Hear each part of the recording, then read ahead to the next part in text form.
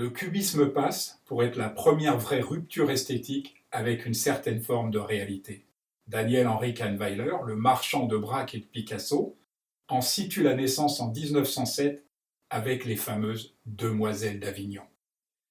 Ayant visité une exposition d'objets tribaux africains au musée du Trocadéro, Picasso avait remanié en rentrant toute la partie droite de son tableau, alors en cours d'exécution. Pourtant, le terme cubiste vient d'une réflexion de Matisse devant un tableau de Braque, Maison à l'Estaque, qui date de la même année.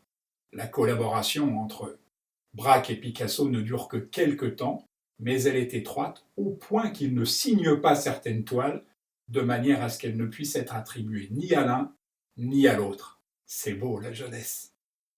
Car vers la fin des années 50, profitant du peu de goût de Braque pour les relations publiques, Picasso s'attribue sans vergogne la paternité du cubisme. Seulement voilà, comme souvent avec lui, c'est une imposture. Car en réalité, si j'ose dire, c'est à Cézanne qu'il faut remonter.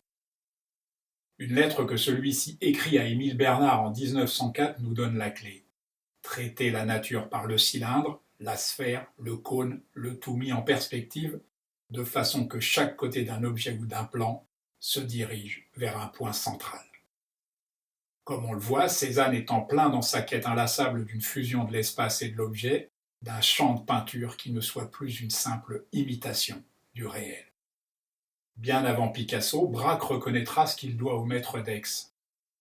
Mais il reconnaîtra aussi ce qu'il doit à Picasso, et en particulier aux Demoiselles d'Avignon, qui semblent l'avoir sidéré par leur audace, ou plutôt par leur proximité avec ses propres recherches. Car en faisant cohabiter dans les Demoiselles deux espaces abstraits, Picasso a porté un coup fatal au principe d'unité de l'espace académique. De concert, les deux artistes vont alors détruire l'espace de la perspective et le limiter au point de vue afin de trouver un espace révélant la vérité de l'objet et en imposer une nouvelle vision conceptualisée, baptisée plus tard cubisme analytique. Mais cette abolition de l'espace classique n'est pas sans conséquence, le cubisme sombre dans l'abstraction.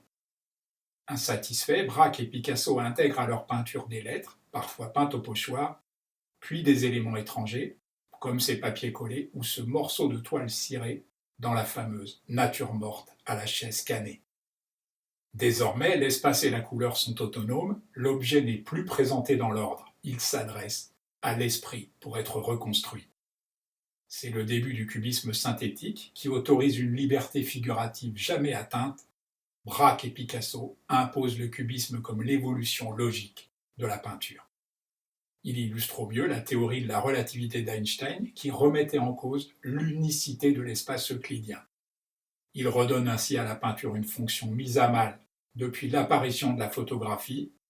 Anciennement miroir du réel, elle est désormais un espace propice à la réflexion. Pourtant, le cubisme a en partie échoué. Il n'a en effet pas produit d'œuvre rompant totalement avec la réalité.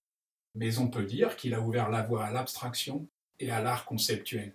Si la réalité de la vision avait été l'obsession du naturalisme et du réalisme au XIXe siècle, le cubisme s'est développé au XXe, non pas dans la vision réelle, mais dans la représentation mentale que l'artiste a du monde. Ainsi, héritant des recherches de Cézanne, le cubisme a ouvert la voie à toute la peinture moderne et peut, à juste titre, et quoi qu'on en pense, être considéré comme le mouvement le plus décisif de l'art contemporain.